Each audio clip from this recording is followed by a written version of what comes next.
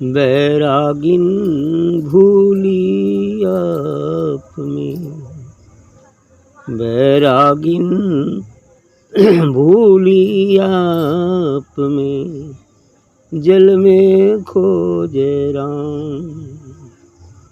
बैरागिन भूली आप में, जल में खोजे राम।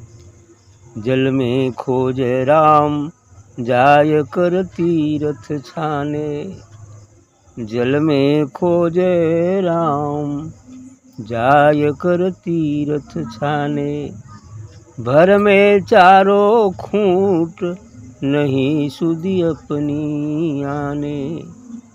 भर में चारों खूंट, नहीं सुधि अपनी आने। फूल माही ज्यों बास, काठ में अग्नि छिपानी।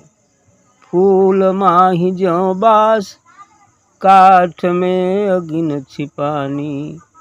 खोदे बिन नहीं मिले, आही धरती में पानी। खोदे बिन नहीं मिले, आही धरती में पानी। दूध माही घृत रहे छिपी, दूध माही घृत रहे छिपी, मेहंदी में लाली। दूध माही घृत रहे छिपे, मेहंदी में लाली। ऐसे पूर्ण ब्रह्म, कहूँ एक तिल नहीं खाली।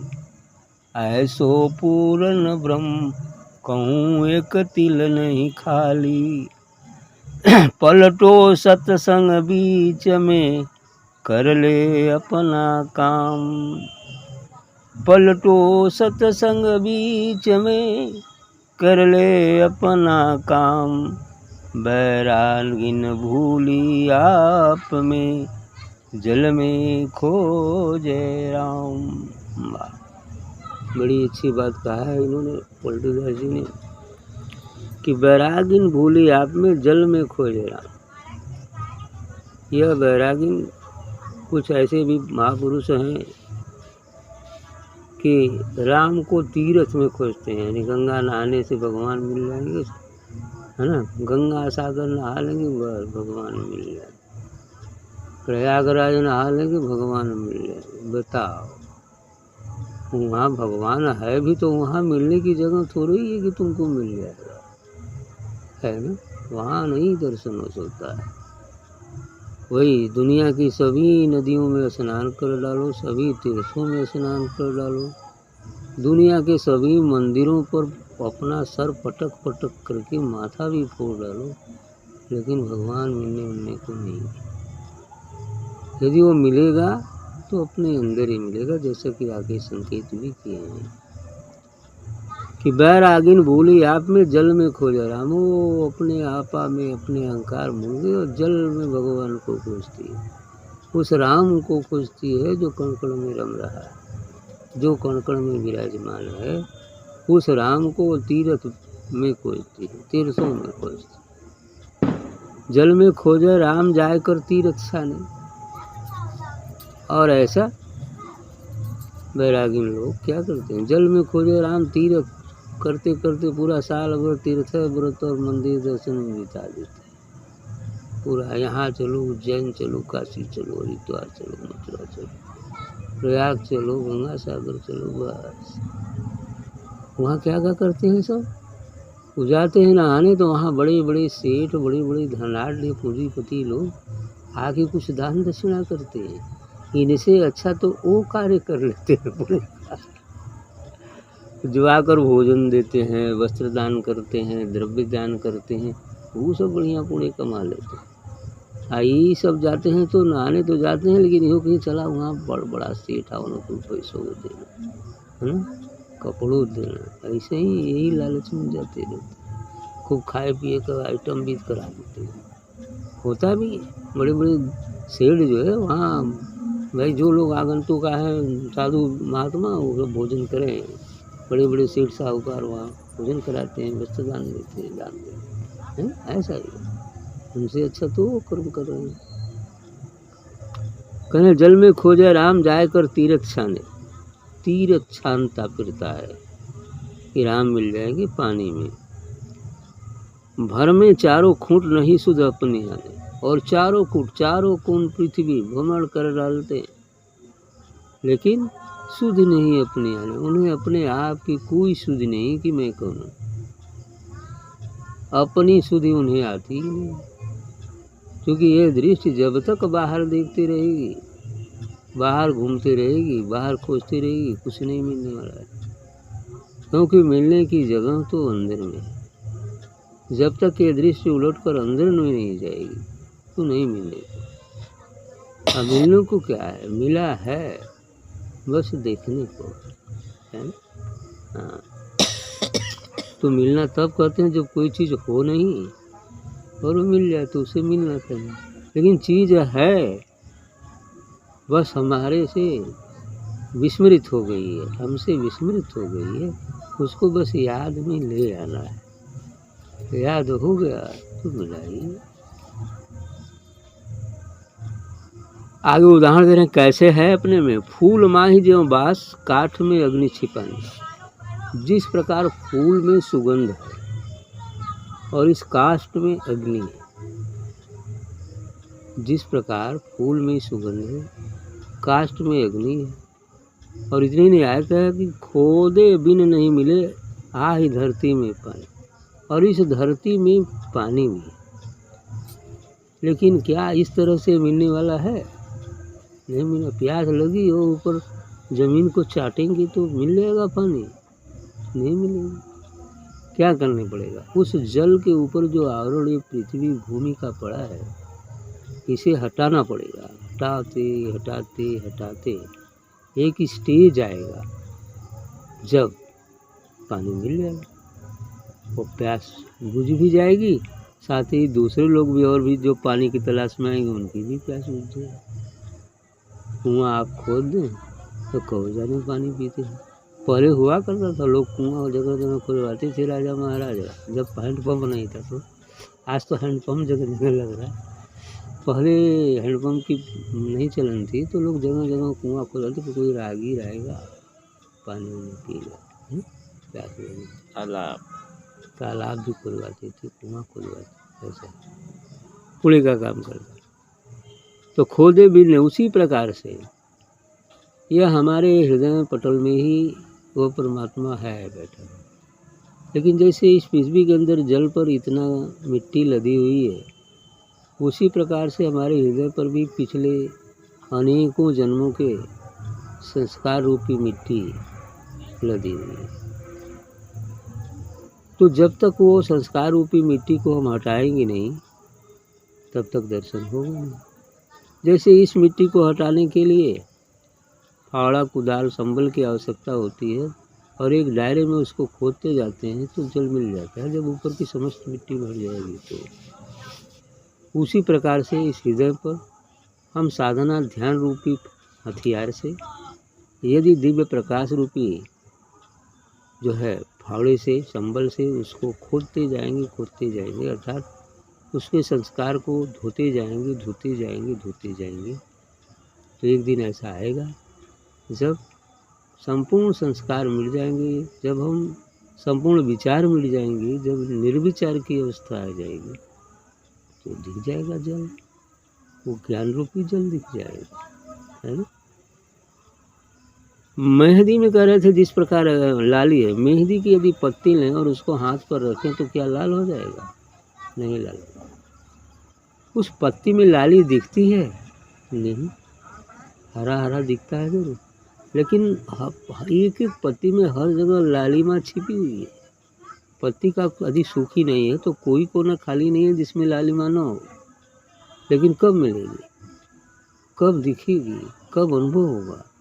जब उस पत्ती को बिल्कुल बारीकी से पीस दिया जाए।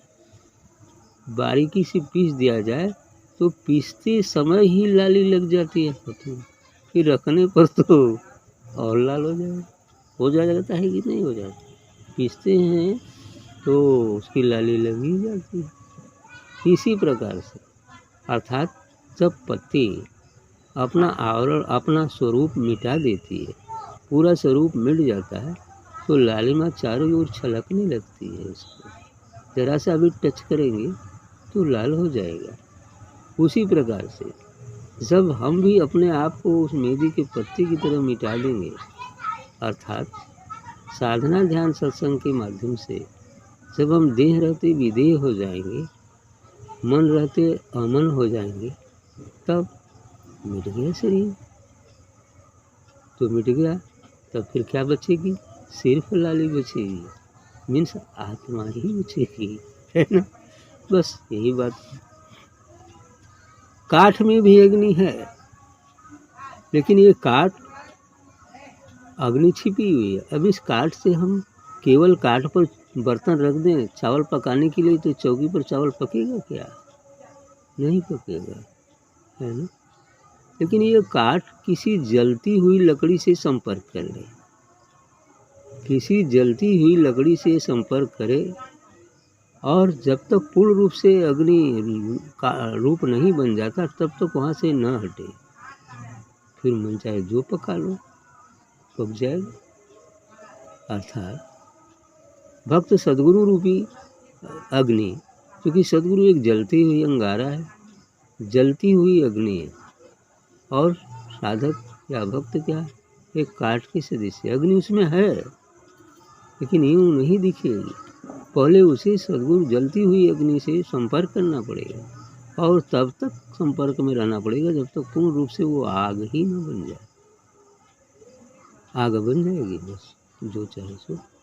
अब वो भी अग्नि हो गया, वो भी अग्नि है, दोनों अग्नि तो ही है, ठीक, दोनों का रूप में ऐसे ही होता है। इसीलिए संत महापुरुषों ने यही साधना ध्यान सत्संग का नियम निकाला है। इसी के माध्यम से हम अपने रूप को मिटाकर जो हमारा वास्तविक रूप है उसे प्राप्त कर सकते। दूध माही घृत रहे छिपी मेहंदी में लाली, वही बात, मेहंदी में लाली छिपा है ना। फूल की भी बात कहा, फूल माही सुगंध, सुगंध फूल में।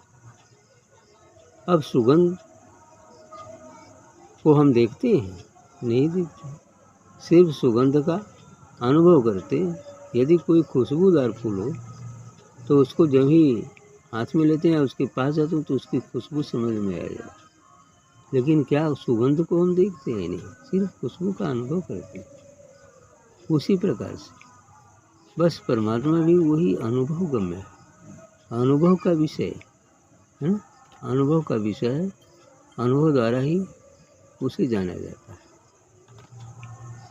जिस प्रकार उसमें फूल में सुगंध है, उसी प्रकार ये मनुष्य शरीर एक फूल के सदृश है, और इसमें परमात्मा का सुगंध है, लेकिन अनुभव में आ जाएगा तब, ठीक।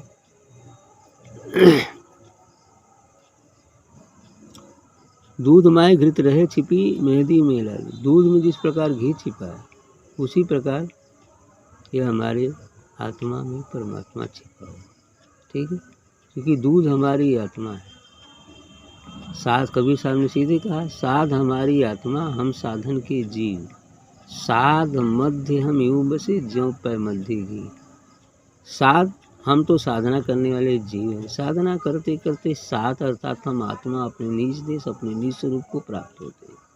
लेकिन आत्मा निज स्वरूप को प्राप्त होना मतलब दूध को प्राप्त हो गए। लेकिन अब आत्मा को प्राप्त होने के बाद, अनुभव होने के बाद भी जिस प्रकार से दूध में घी छिपा है उसी प्रकार आत्मा में परमात्मा छिपा हो। फिर वहाँ जपा जाप और दृष्टा भाव साधना से हम जो है उस घी का भी अनुभव प्राप्त करें, ठीक। ऐसे पूर्ण ब्रह्म कहूँ एक तिल नहीं खाली, आगे सीधे कहते वह परमात्मा ही ऐसा ही है, पूर्ण ब्रह्म ऐसा ही है। एक भी सुई की नोक के बराबर जगह नहीं है जहाँ वो नहीं है। हर जगह कोई एक तिल की जगह नहीं ऐसी है पूरे ब्रह्मांड में, समस्त ब्रह्मांडों में, कि जहाँ वो नहीं है, मतलब हर जगह है।